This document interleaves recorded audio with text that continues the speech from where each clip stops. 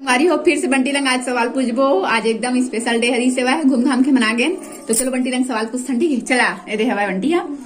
चल एक तो पूछा क्वेश्चन पूछना। जनौला हरे संगवारी हो, आप मन भी बताओ सुन के, ठीक है? 3 पंखों की सुंदर तितली छत के नीचे लटकी रहती, देख पसीना झट पी जाती, काय बतावा? चल बताते हैं काय। सोचने ना था, सोच ले गूगल में सर्च मारा। गूगल में सर्च मारा हो, कहा संगवारी हो मोबाइल धरे है। समोसा तो कहा रे, समोसा नो हरे, वो तो 3 गोड़ के तितली वाला है। रुक गया। चल आने बता।